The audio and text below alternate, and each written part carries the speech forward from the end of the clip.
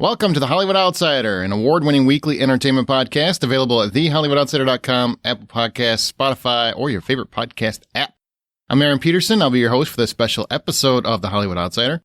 On occasion, we like to bring you interviews with actors and filmmakers to give you an insight into both what goes into getting their projects made, as well as insight into the respective art itself. For this episode, I am talking to Alan Ritchson. Alan is an actor, he's a writer, he's a director, who you might know from his roles in Blood Drive, Hunger Games Catching Fire, Teenage Mutant Ninja Turtles, he was Raphael, and a slew of other projects, but most people I know loved him as Thad in Blue Mountain State, or Hawk in Titans. He's played a lot of roles. Well, now Alan gets to reinvent one of my personal favorite characters in the Prime Video series Reacher, which releases on February 4th. That's right! Lee Child's story character Jack Reacher is back. And even though I have nothing but respect for the way Tom Cruise tailored the role kind of to his own stature, now that I have seen the entire first season of Reacher, Alan Ritchson nailed the character I know from the books, which is important to me. You see, Jack Reacher's a man who simply wants to live his life, but after a murder is pinned on him, in case you didn't know what the story was about, things somehow get a little bit more personal. Reacher sets off to use those little details that matter to find those responsible and, if possible, burn it all to the ground. He's a man who never bluffs and never quits.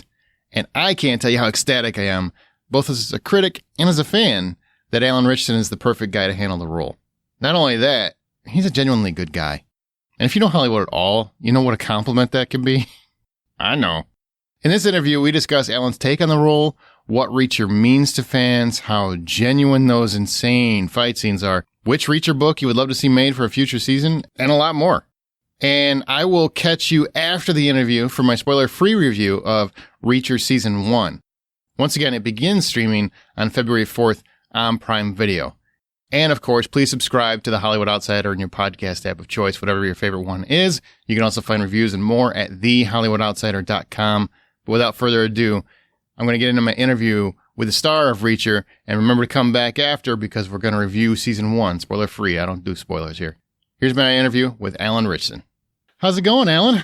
Couldn't be better, man. I'm happy to be talking to you. I'm excited to be talking to you. My whole family apparently is rooting for you, and I didn't even know it. My son's yelling, my son's yelling Hawk, and my son-in-law is yelling Thad, and I don't know what's going on, but everybody's excited. Yeah, better that you don't go back and watch some of that. But I'm glad everybody's coming together with Reacher. I did go back and check some of it out. Thad is an interesting character. For sure. Yeah, that's one word for it. He's lucky to be alive. That's for sure. Well, I always start every interview out the exact same way, which is, when did you know you wanted to get involved in filmmaking? Was there a moment in your life? When did you know? Yeah, great question. Look, I'm an opportunist. I grew up with very little. My father was in the military. My mom started in the military. We didn't have a lot. So you learn to kind of adapt to whatever environment you're in and do the best you can. And, I had an opportunity to go out for some auditions, not knowing anything about the business or what to do. And within about 3 weeks of being in LA, I was on a show. It was just, I was fortunate turn of events. I've had a very lucky take on acting. So I was an opportunist that realized like there may be something here for me. And, it's sort of in doing it, I realized I actually love this and I think I'm in the right place. Well, good. I'm going to get this out of the way because I'm a huge Lee Child fan and I'm a fan of the Jack Reacher. Yeah, you and me both. Yeah. I mean, I enjoyed the movies, but I think anyone who's read the books knows that the stature was a bit different from the book from where the movies are. And right. You have both mannerisms, and now that I've seen it, I mean, I went in just intending to watch the first couple episodes, and I ended up watching the whole season. I think you nailed the role. Oh, wow. I'm just Thank you so much. Giving you the compliment and getting it out of the way so you don't have to wonder. So what about the character initially attracted you as an actor? I mean, outside of an actor wanting a job, obviously. Yeah, good question. Beside the fact that I also am a Lee Child fan, I mean, I read not just all the books, but all the short stories and novellas that he wrote as well around this character. I mean, there's nothing of his that I haven't read. I am a fan of his mind. Now that I've met him, I mean, I'm an even bigger fan. He's incredibly gracious and humble and makes himself available. He's really, truly, he's an incredible guy. But the intellect that he has he sort of lives vicariously through Reacher in a way, but we're the beneficiary of his intelligence. I love that aspect of this. I mean, Reacher is a smart guy, but when you pay attention and sort of read between the lines, there are like laugh out loud moments in this. I think Reacher is a funny guy, unexpectedly funny. I sort of expected this one-hander, this action guy, action star that's a little like the guys that we grew up with in the 80s and 90s. But I think he's unique in that way, where there's a sense of humor to this, and I really wanted to find that. Yeah, it's not cheeky at all. You don't play it cheeky at all, which is a compliment, because you could easily go that way. You could lean into it too much. Yeah, sure. Yeah, there's definitely a fine line, and I think there's sort of a dry, sardonic sense of humor there, and I think hopefully we found it. But it's a lot of fun to play that.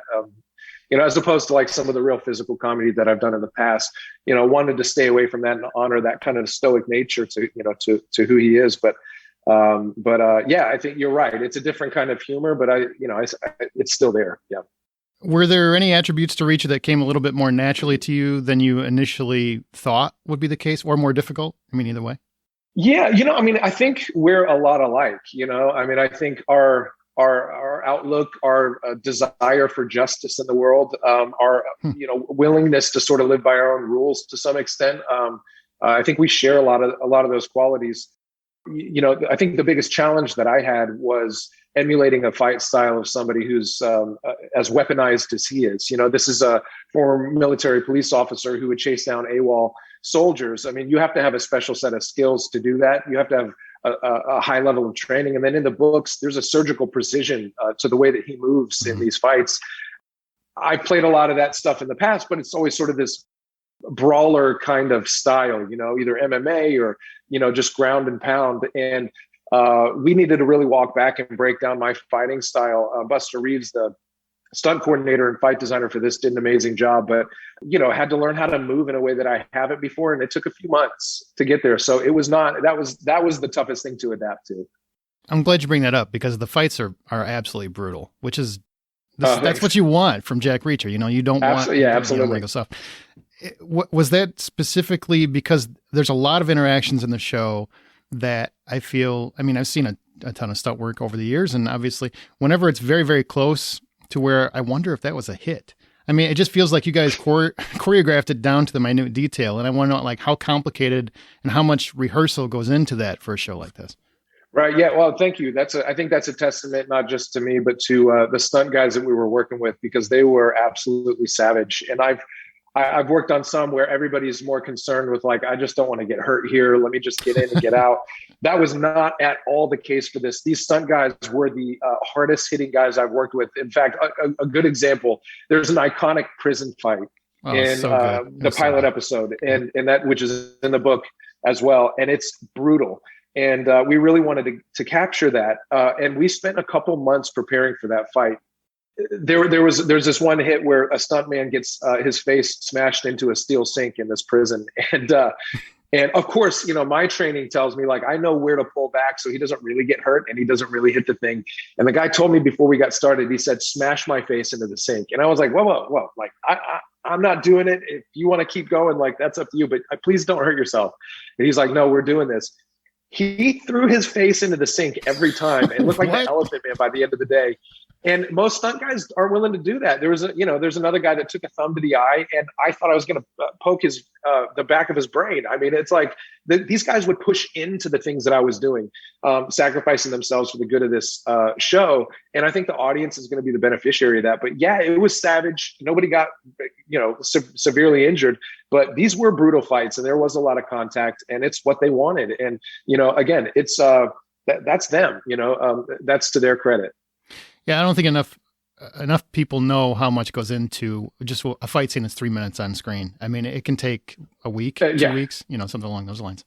Yeah, absolutely. It can be exhausting, and some of those fights we have to shoot from so many angles, so many times that, we're in there for 10 hours and everybody's exhausted. And, when those cameras roll, you got to suck it up from somewhere and go just as hard as you did the first time. And it can be tough on the body and tough on the team. But, again, credit to everybody there. It was 100% every time. The books are phenomenally successful. and the movies, I think, opened up even more people to the concept of Jack Reacher as a character. True. What are the advantages, in your opinion, to telling the story over 8 episodes versus a movie? Look, we are the beneficiary of the times. I mean, back when the features were being made, streaming wasn't really thought of the way that it is now. Mm-hmm. We can tell stories now the way that they're meant to be told. I mean, you don't need to spend more time, dragging it out than you need to. But I mean, we can tell the story of one book in 8 episodes, and it's no more or no less time than you need. But you can live in it with these ways in a way that allows you to really create a 3-dimensional character, and not just for Reacher, for these supporting roles too. I mean, I think in a lot of ways, Lee Child is a genius, mm-hmm. but Reacher is this incredibly well-rounded character in the books, and on screen, our supporting cast, my co-stars and colleagues are also as 3-dimensional. We can lean into their stories a little bit more because we have just enough time to do that on screen. So we benefit from telling this story in the medium that we're in now in a way that we didn't have the opportunity to do it, 10, 15 years ago. So I'm glad, I think the audiences will appreciate that. I'm glad you brought up your supporting cast, because Malcolm Goodwin and Willa Fitzgerald, I think they're fantastic in their roles. Unbelievable. They are unbelievable. But how does that feel for you as an actor? Because, each book is going to be a season, which means, you're going to love these guys, and you might not see them next season, because they're not relevant to the story. Does that make it more exciting for you? I mean, obviously it's disappointing because you missed the camaraderie, but as an actor, how does that feel? How does that That's amazing. It's a good question, because to be fair, a lot of times, when you're on a project, there's 1-2 people mm-hmm. that you're like, oh man, these, I'm working with a diva here. Like, we're going to have to do this for 4 or 5 years. That honestly, your first, we tend to be sort of worst case scenario people. And so your mind goes there and you're like, well, this is great, because it's sort of an anthology in that nature. And if there's a diva, I won't have to deal with them, hopefully, again.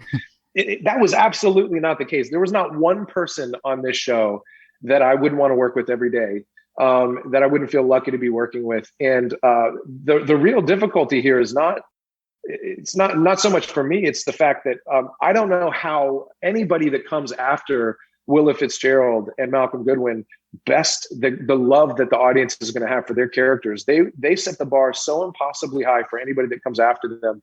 I do not envy the actors that we'll be working with in the future. They're really incredible. The chemistry was instantaneous.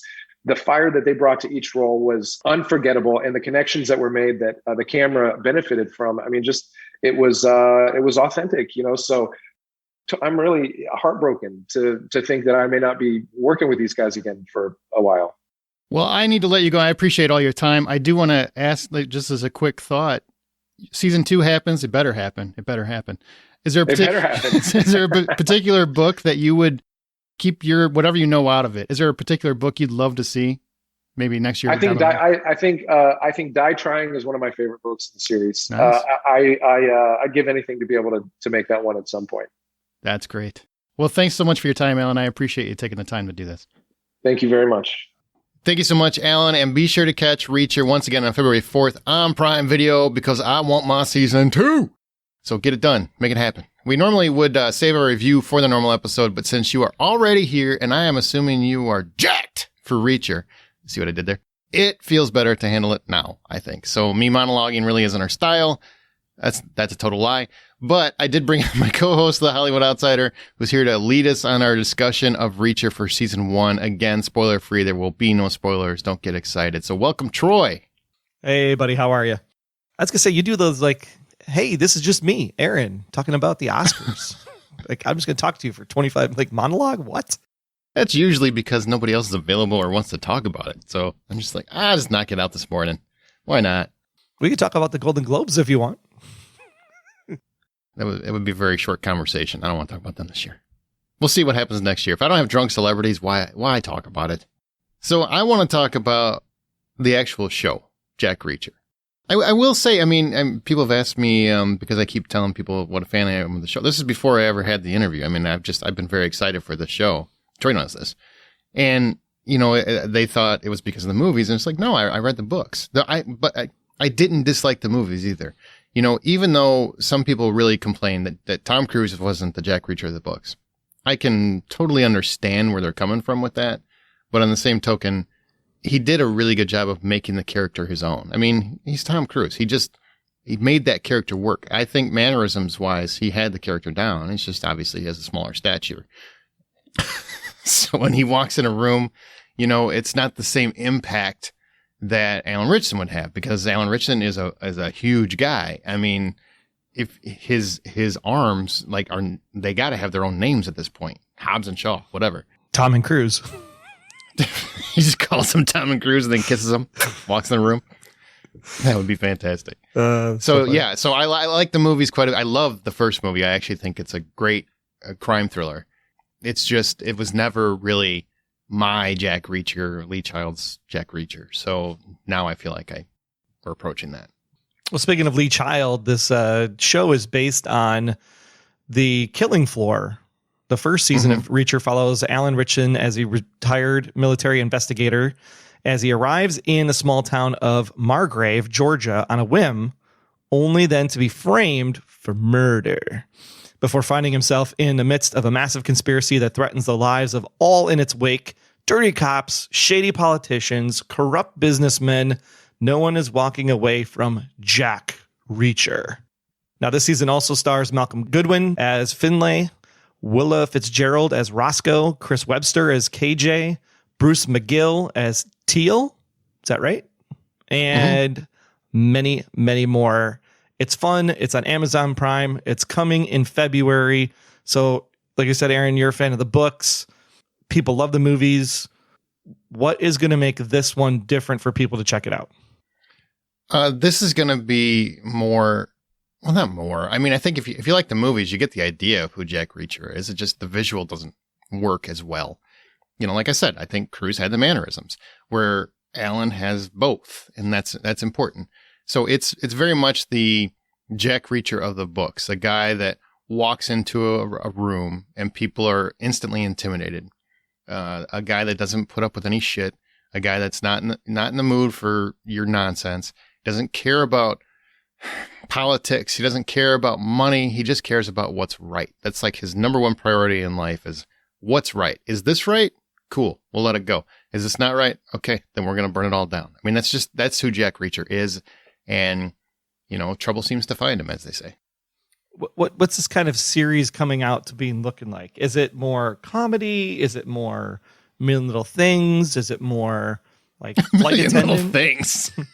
I mean, no, not at all. It's the show is a kind of a pulpy crime thriller in many ways, and you know, it's fun. I mean, it's fun in that way where you get to watch a guy doing what, you know, we can't do because there's laws and there's restrictions and whatnot, but you get to see this guy make things right, make the wrong right, make people accountable, you know, hold people accountable. And it's that kind of cathartic, yes, we need people like that when we know we don't want to break laws or we don't want to do any of this damage, or we can't, or we don't want to, whatever the case is. But now I can live vicariously through entertainment and watch somebody finally do the ass kicking that needs to be done. So it's that kind of show. It's a really, really fun show. And it's a character that I think is really hard to dislike. So it's a cross between 24 and Castle. No, I mean, maybe 24 and Prison Break, kind of. I mean, it's just got that, it really moves at a good clip. It's going toward an end point. All 8 episodes are one story. So and it ends on the 8th episode. So it has one story. It has a contained story. Obviously you want more at the end, you know, it leaves you wanting more for sure.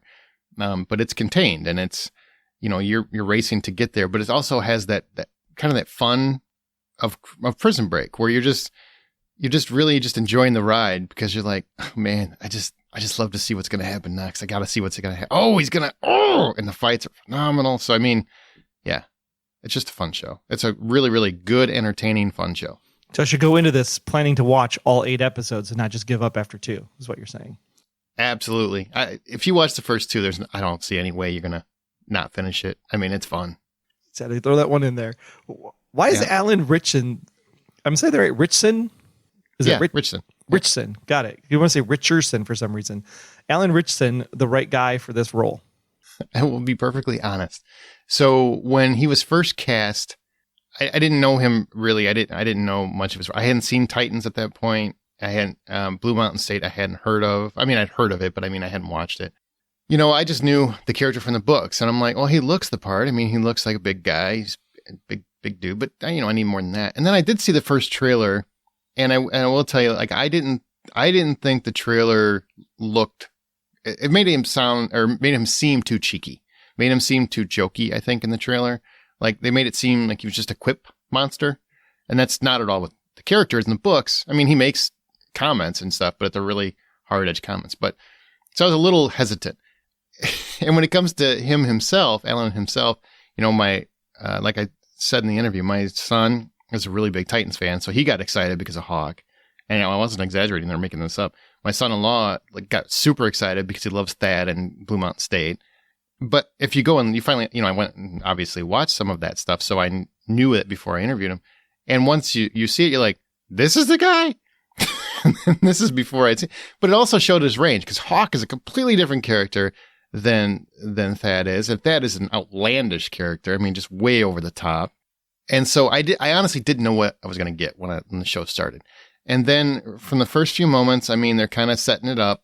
And then, I'm starting to get into it. And I think for a little bit, I have the books character in my mind. I have Tom Cruise in my mind. And I'm like, in my mind, you have to elevate past Cruise and get to the book, Jack Reacher, to make me forget about Cruise kind of in a way. I know that doesn't sound fair, but I was a big fan of the movie. So, I mean, it is what it is. Once he gets to the prison in the first episode, all thoughts of Tom Cruise vanished from my head. I didn't think about him once for the rest of the series. And I think that is a testament to how well he played the part, because he does have the size. He does have the intimidation factor down. He can deliver the exposition, because Jack Reacher at times will kind of give long tirades of exposition explaining why things happen and why these small town cops should be paying more attention to this kind of stuff. And those can go either way. I mean, they can fall apart or it can go great. I think he really nails that. And then he just has everything about it. He just has the Jack Reacher feel, where this is a guy who's going to walk in a room and there's a chance he could beat the shit out of everybody before he walks out. And he also doesn't care about your problems. Like if you don't like something, you don't like the way he handled something, he doesn't care. He's still going to do it his way because he wants to get it done. He's a doer. And I think Alan Ritchson just nails the part. And talking to him, he is nothing like this guy at all. So it's a great performance. Now, as a fan of the books, then could you be objective and judge the television version on its own merits? Or were you always comparing it back to the written word? Oh, that's a good question. I think I was probably harsher than a normal everyday, I want to watch something on TV fan. I love the books. Even though I love the first movie and I like the second movie, I never thought Tom Cruise was Jack Reacher that I know. So I'm like, well, here we go again. Are they going to get this right this time? So I was very, very skeptical. I so want this character to work, because I'm not exaggerating. Like, next to Sherlock Holmes, it's probably my favorite book series. And he got it. So I think I was not only objective, I was critical of everything about it, and they got to the point where they got me excited. Now, clearly this isn't a Saturday morning cartoon, so it's not Jack Reacher and Friends, but there is a supporting cast. Yeah. Who stands out from the people that are around Jack Reacher in this particular version? I think mostly I will say, and there's a disappointing thing because, as he talked about in the interview, the supporting cast is not going to be there season to season, because each book is its own season, and Jack Reacher kind of goes from town to town. That's just who Jack Reacher is. So we won't see them again, which is kind of sad.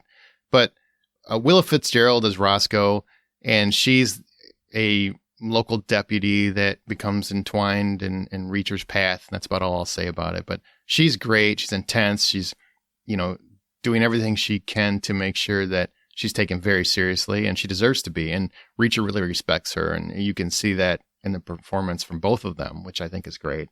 Malcolm Goodwin is a guy I've liked for a long time. He was an iZombie, but Breakout Kings, I don't know if you ever watched Breakout Kings, but I loved Breakout Kings. and he plays Finley, and it's kind of funny because, you know, I first saw him in Breakout Kings where he's a criminal, and it really kind of just makes me chuckle because now he's this very kind of uppity cop, and it just shows that he's got a lot of layers to him. So those two are my standouts for sure. And we talk about stunts quite a bit on the show, and why there should be stunts in the Oscars and everything. So what about this particular show? Are the stunts awesome? Do they fall down a little bit? I mean, it's a lot of fighting, a lot of breaking stuff, I'm sure. Oh man, the fight scenes are phenomenal. The fight scenes are phenomenal. And there's a fight scene, I think, in most episodes, and every single one of them is fantastic. And I do want to mention there's another character, I should have said this. There's another character that comes into the show at some point that I love, but I also don't want to mention it because, you know, I don't want to spoil anything. But the fights are fantastic. They are just brutal, just absolutely brutal. It really reminds me of not as gory as Warrior is on HBO Max, which Warrior has some of the best fights I've ever seen. It's not as like that, but it's very much like a guy this size who also thinks like a very smart, intelligent, a guy with foresight, a guy who's planning his moves. It's very much in terms of, you know, he's calculated in terms of every action he takes, but he's also brutal and he doesn't hold back. So every single fight, just you can feel it in your gut. I mean, so it's pretty phenomenal in terms of especially television, because there's a lot of fight scenes on TV, not a lot that make me groan or wince. And I winced like at least 3 times in the first few episodes. So that's always a testament to a good fight scene if it makes you go, oh shit, that hurt. And that's how I felt. Yeah, we feel it from between your legs all the way up your spine kind of thing. Oh, yeah. Everywhere that guy gets hurt, that's where I'm hurt. Yep. All right. As we mentioned, it is based off of The Killing Floor. So this is one book in a series of books. Does it work translating one book into one season, or would you rather have like it spanned across a couple books to tell a more robust story? Yeah, I was kind of curious about that when it happened, because I knew the books, and I'm like, are you gonna be able to get a whole season? But they're 8 episodes, so yeah, I think it's exactly the right length. Now, some books are different. There's one book in particular where Jack Reacher follows basically a serial killer, and you know, ends up trying to save some people. I mean, it's very. I don't want to get into all the details in case they ever make that one, but. You know, that one would be a little harder, I think, but still could be done. But I like this. And Killing Floor is the first Jack Reacher book I ever read because it's the first Jack Reacher book. And it held my attention for the whole season. They really got the opportunity to flesh out the characters of Roscoe and Finley, which didn't get to be fleshed out a whole lot before. So you kind of get less of the get right to it. You actually get a little bit of character growth, which is nice, but not too much, not to the point where, you know, it's gonna where you're looking at your watch. I never once checked my watch in 8 episodes, not once, which is a testament. Because in this day and age, you know how that goes. Yeah, for sure. So no mid-season lulls, which is good. Nope. Yeah, it's hard, right? When you have a book like we did the podcast for 11/22/63 from Stephen King, and the amount of stuff you have to change from a King book specifically because of how long it is. But you just don't get to flesh out the characters as much. So it's good to hear that there's actually a well-rounded universe in the show and well-rounded people to experience over the course of 8 episodes versus stretching it to 13 or even making it a full 22 or some crazy stuff like that. Yeah, and in fact, they give the supporting characters a little bit. How do I say it without spoiling anything? In one episode, there is a very specific set piece that's in the book that kind of goes down a much different, because it's more focused on Reacher, where now they have interjected other characters and kind of brought their journeys into the fold somewhat. And there's a plus and a minus. I mean, obviously you want to see Jack Reacher just do everything because he's awesome. On the same token, these characters are really awesome. So we want to see them get their opportunities as well. So it kind of works out. So this one's a 2-part question. Do you want them to make another book? And if they made another book into another season, is there any character from this season that you'd want to show up in that book, even though you know that they're not in that story? Like they could just work them in somehow. Yeah, that's a really good question because I don't know. Well, there's definitely one character, but again, can't say who that is. So, yes. Here's the thing. I really love Willa and Malcolm's performances. I thought they were great as those characters. I'd love to see them come back as long as it makes organic sense. I definitely want them to come back for another season and do another book. Yes, absolutely. I don't even know which one I would want them to do. There's a lot that I love. So I'd rather just see what they come up with, instead of guessing. I mean, we heard from Alan what he loved, which is cool. And I hope that would be a great one. But yeah, I mean, I would like to see them, if it's like even a phone call, checking in on how things are going back, just so there's a connection to that season. I think that would be cool. But I love the idea of just Jack Reacher rolls into town, meets new characters, and messes some shit up. What if they did their own story and didn't follow a book? I mean, Jack Reacher's the star. I mean, they do great, but unless they're going to walk in a room and just kick somebody's ass over some peach pie, I don't. I want Jack Reacher stories. That's what I want. I mean, like if they didn't follow the books, like if they came with their original Jack Reacher story that was still in the same vein. Oh, and just use those characters or something? Yeah, so they can bring the same cast back. No. One of the appeals of Jack Reacher himself, even though I know it's disappointing because you get attached to characters, is that he shows up and meets brand new people and gets into all kinds of different problems. And so therefore, there's not always somebody bailing him out. He has to get out of it himself. He has to figure his way out of whatever the predicament is himself. And he can't do anything outside of that because he has to make it work. If you've got help all the time, it kind of makes it a little easier to get out of trouble. You could say it gives you some leverage, potentially. Yeah, you could. And, I want him to get some redemption. Well, if $10 is the full price of admission, what do you give season 1 of Jack Reacher on Amazon Prime? I give it $8.50. $8.50. $8.50. I'm not exaggerating. Start to finish, I was in love. And you know this. I've been telling you this for weeks. I'm like, I can't talk about it, but I'm telling you, this show is freaking awesome. I can't wait till I can talk about it because it's my sweet spot as both a critic and a fan. So even if I hadn't read the books, I would still be a fan of the show because it's kind of what when I watch TV, sometimes I just want to just smile from start to finish. And I smile when guys make things right, when they beat the shit out of assholes. I think that's great.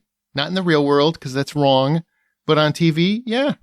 And sometimes you wish you had a guy like this in the world because wouldn't it be great if, when there's small town corruption, there's one guy who could go in there and just make it all go away. I would have smiled from ear to ear if you would have said you gave it a $9.99 so that way I could have bought Amazon Prime to watch it. Jeez. Do you not have Amazon Prime? No, I have Amazon Prime. I do. Okay. I'll get you a login if you don't. That's how the world works now. I will make sure that you can see Jack Reacher and make sure you talk about it on social media and all that other jive. There you go. I want a season 2, man. I want a season 2. Oh, well, thanks for joining me for that, Troy. I really appreciate you helping me out with that conversation. And thank you guys for listening once again to the Hollywood Outsider podcast. We do try to bring you interviews with filmmakers in the world of cinema when we can. So I really hope you enjoyed this one. Remember to subscribe and review us on Apple Podcasts, Spotify, or your podcast app of choice. Our normal show has a new episode every single Wednesday and is available at thehollywoodoutsiders.com as well. Please share this show with your friends. Please get it out there, share it on social media, tag Alan at Alan Ritchson. Make sure he knows that you're looking forward to his show. And it comes out February 4th one more time. So this is Aaron Peterson reminding you that the next time you head to the theater or sit comfortably on your couch, streaming Reacher, buy popcorn.